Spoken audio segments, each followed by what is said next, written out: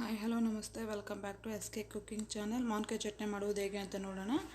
ನಾನಿಲ್ಲಿ ಒಂದು 10 ಮಾವಿನಕಾಯಿ ತೊಗೊಂಡಿದ್ದೀನಿ. ಅದನ್ನು ನೀಟಾಗಿ ವಾಶ್ ಮಾಡ್ಕೊಂಬಿಟ್ಟು ಹಿಂದೆ ಇರುತ್ತಲ್ಲ ತೂಮು ಅದನ್ನೆಲ್ಲ ನೀಟಾಗಿ ತೆಗೆದ್ಬಿಟ್ಟು ಬಟ್ಟೆ ಹಾಕ್ಬಿಟ್ಟು ನೀಟಾಗಿ ಒರೆಸಿ ಇಟ್ಟಿದ್ದೀನಿ ಕಾಟನ್ ಬಟ್ಟೆನಲ್ಲಿ.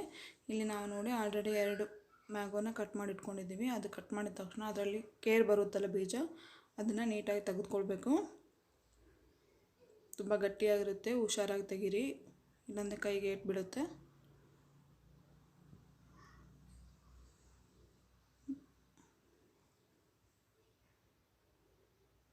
ಓಪನ್ ಆಗಿದೆ ನೋಡಿ, ತುಂಬ ಗಟ್ಟಿಯಾಗಿರುತ್ತೆ ಮಾವಿನಕಾಯಿ.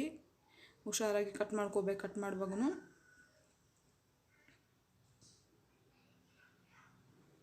ಆಮೇಲೆ ಇನ್ನೂ ಚಿಕ್ಕದಾಗಿ ಕಟ್ ಮಾಡಿಬಿಟ್ಟು ಮತ್ತು ಅದರಲ್ಲಿ ಒಂದು ಚಿಕ್ಕದಾಗಿ ಪೇಪರ್ ಥರ ಬರುತ್ತೆ, ಆ ಪೇಪರ್ನು ತಗೊಂಬಿಟ್ಟು ನಾವಿಲ್ಲಿ ಒಂದು ಮಾವಿನಕಾಯಿನಲ್ಲಿ ಒಂದು 8 ಇಲ್ಲ 10 ಪೀಸ್ ಮಾಡ್ಕೊತಾ ಇದ್ದೀವಿ. ಎಲ್ಲನೂ ನಾವು ನೀಟಾಗಿ ಕಟ್ ಮಾಡಿಬಿಟ್ಟು ಪೀಸಾಗಿ ಕಟ್ ಮಾಡಿ ಇಟ್ಕೊಂಡು ನಿಮ್ಗೆ ಎಷ್ಟು ಬೇಕು ಅಷ್ಟು ಚಿಕ್ಕದಾಗಿ ಪೀಸ್ ಕಟ್ ಮಾಡ್ಕೋಬೋದು. ನಾವು ಇಲ್ಲಿ ಒಂದು ಬಾಕ್ಸ್ ತೊಗೊಂಡಿದ್ದೀವಿ. ಈ ಬಾಕ್ಸು ಒಂದು ಸೇರ್ 1 kg ಅಷ್ಟು ಇಡಿಸುತ್ತೆ ಮ್ಯಾಕ್ಸಿಮಮ್. ಅದಕ್ಕೆ ನಾವು ಮುಕ್ಕಾಲಷ್ಟು ಆಗಿದೆ ನೋಡಿ, ಮುಕ್ಕಾಲು ಅಂದರೆ ಆಗಿದೆ. ಅದಕ್ಕೆ ನಾವು ಕ್ವಾಂಟಿಟಿ ಮೆಂತ್ಯಕಾಳು ಫ್ರೈ ಮಾಡ್ಕೊತಿದ್ದೀವಿ. ಈಗ ಸಣ್ಣ ಟೀ ಕುಡಿಯೋ ಗ್ಲಾಸ್ ಇರುತ್ತಲ್ವ ಅದರಷ್ಟು ನಾವು ಮೆಂತ್ಯಕಾಳು ತೊಗೊಂಡು ಫ್ರೈ ಮಾಡ್ಕೋಬೇಕು, ಬಿಸಿ ಮಾಡ್ಕೋಬೇಕು. ಸ್ವಲ್ಪ ಕೆಂಪಗಾಗಬೇಕು, ಅಲ್ಲಿವರೆಗೂ ಫ್ರೈ ಮಾಡಿಕೊಂಡು ಅದೇ ಸೇಮ್ ಕ್ವಾಂಟಿಟಿ ಅಷ್ಟು ಸಾಸಿವೆನೂ ಫ್ರೈ ಮಾಡ್ಕೊತಾ ಇದ್ದೀವಿ. ಜಾಸ್ತಿ ಫ್ರೈ ಮಾಡ್ಕೋಬಾರ್ದು, ಇದಕ್ಕಂದರೆ ಇದು ಬೇಗ ಸೀದೋಗ್ಬಿಡುತ್ತಲ್ವ. ಅದಕ್ಕೋಸ್ಕರ ಅಂಚು ಬಿಸಿಯಾಗಿರುತ್ತಲ್ಲ ಅದ್ರ ಮೇಲೆ ಸ್ವಲ್ಪ ಈ ಥರ ಫ್ರೈ ಮಾಡ್ಕೊಂಬಿಟ್ಟು ಬೇರೆ ಪ್ಲೇಟಿಗೆ ಹಾಕ್ಕೊಂಬಿಡ್ಬೇಕು. ನಾವಿಲ್ಲಿ ಆಯಿಲ್ ಹಾಕ್ಕೊತಿದ್ದೀವಿ, ಎಣ್ಣೆ ಮಿಕ್ಸ್ ಮಾಡೋದಕ್ಕೆ. ಇದಕ್ಕೆ ನಾವು 3 ಗ್ಲಾಸಷ್ಟು ಎಣ್ಣೆ ತೊಗೊಂಡಿದ್ವಿ. ಸೇಮ್ ಮೆಂತ್ಯಕಾಳು ಸಾಸಿವೆ ಎಷ್ಟು ತೊಗೊಂಡಿದ್ದೀವಿ ಅದೇ ಗ್ಲಾಸಲ್ಲಿ 3 ಗ್ಲಾಸಷ್ಟು ಎಣ್ಣೆ ಬಿಸಿ ಮಾಡ್ಕೊತಾ ಇದ್ದೀವಿ. ಬಿಸಿ ಅಂದರೆ ತುಂಬ ಚೆನ್ನಾಗಿ ಕಾಯಬೇಕು ಎಣ್ಣೆ. ಇವಾಗ ಹುರಿದಿಟ್ಟಿರ್ತಕ್ಕಂಥ ಮಿಕ್ಸಿ ಮಾಡ್ಕೊಳ್ಳೋಣ. ಇಲ್ಲಿ ನಾವು ಆಗಲೇ ಮೆಂತ್ಯಕಾಳು ಮಿಕ್ಸ್ ಮಾಡಿ ಇಟ್ಕೊಂಡಿದ್ದೀವಿ. ಅದು ಮತ್ತು ಮೆಂತ್ಯಕಾಳು ಸಾಸಿವೆನ ಮಿಕ್ಸ್ ಮಾಡಿ ಇಟ್ಕೊಂಡಿದ್ದೀವಿ. ಅದನ್ನು ಇವಾಗ ಇದರಲ್ಲಿ ಹಾಕ್ಕೊತಾ ಇದ್ದೀವಿ.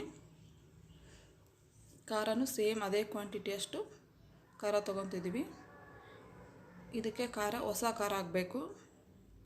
ಉಪ್ಪು ಇಲ್ಲಿ 1 ಗ್ಲಾಸ್ ಅಷ್ಟು ಹಾಕ್ಕೊಂಡಿದ್ದೀವಿ. ಕಲ್ಲುಪ್ಪು ಇರುತ್ತಲ್ಲ ಅದನ್ನು ಮಿಕ್ಸಿ ಮಾಡಿಬಿಟ್ಟು ಯೂಸ್ ಮಾಡ್ತಾಯಿದ್ದೀವಿ. ನಾವಿಲ್ಲಿ ಒಂದು ಅರ್ಧ ಟೇಬಲ್ ಸ್ಪೂನ್ ಅಷ್ಟು ಅರಿಶಿನ ಹಾಕ್ಕೊತಾ ಇದ್ದೀವಿ. ಇದನ್ನೆಲ್ಲ ಚೆನ್ನಾಗಿ ಇವಾಗ ಮಿಕ್ಸ್ ಮಾಡ್ಕೋಬೇಕು. ಇಲ್ಲಿ ನಮಗೆ ಸ್ವಲ್ಪ ಉಪ್ಪು ಕಡಿಮೆ ಅನಿಸಿದೆ, ಅದಕ್ಕೋಸ್ಕರ ನಾವು ಮತ್ತೆ ಇಲ್ಲಿ ಒಂದು 1/2 ಗ್ಲಾಸ್ ಅಷ್ಟು ಉಪ್ಪು ಹಾಕ್ಕೊತಾ ಇದ್ದೀವಿ. ನೋಡಿ, ಉಪ್ಪು ಹಾಕ್ಕೊತಾ ಇದ್ದೀವಿ.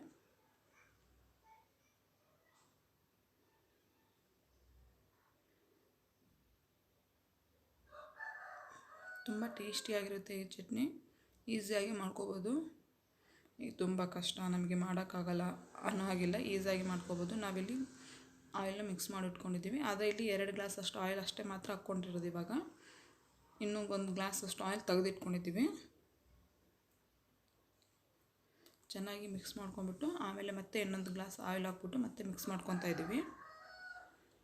ನಾವು ಯಾವಾಗಲೂ ಇದನ್ನು ಸ್ಟೋರ್ ಮಾಡುವಾಗ ಸೆರಾಮಿಕ್ದು ಜಾರ್ ಬರುತ್ತಲ್ಲ ಅದರಲ್ಲೇ ಸ್ಟೋರ್ ಮಾಡಬೇಕು, ಇಲ್ಲಾಂದರೆ ಪ್ಲಾಸ್ಟಿಕಲ್ಲಿ ಹಾಕಬೇಕು. ಯಾವುದೇ ಕಾರಣಕ್ಕೂ ಸ್ಟೀಲ್ ಮತ್ತು ಸಿಲ್ವರ್ ಯೂಸ್ ಮಾಡಬೇಡಿ. ನಾವಿಲ್ಲಿ ಪ್ಲಾಸ್ಟಿಕ್ ಬಾಕ್ಸಲ್ಲಿ ಹಾಕಿಟ್ಕೊತಾ ಇದ್ದೀವಿ.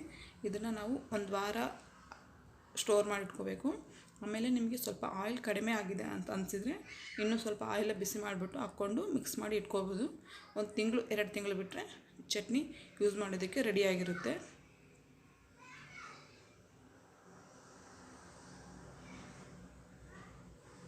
ನಿಮಗೆ ಅಕಸ್ಮಾತ್ ನಮಗೆ ಮಾಡೋಕ್ಕಾಗಲ್ಲ ಅಂದರೆ ಸ್ವಲ್ಪ ಕ್ವಾಂಟಿಟಿ ತೊಗೊಂಬಂದ್ಬಿಟ್ಟು ಟ್ರೈ ಮಾಡಿ ನೋಡಿ, ತುಂಬ ಟೇಸ್ಟಿಯಾಗಿರುತ್ತೆ.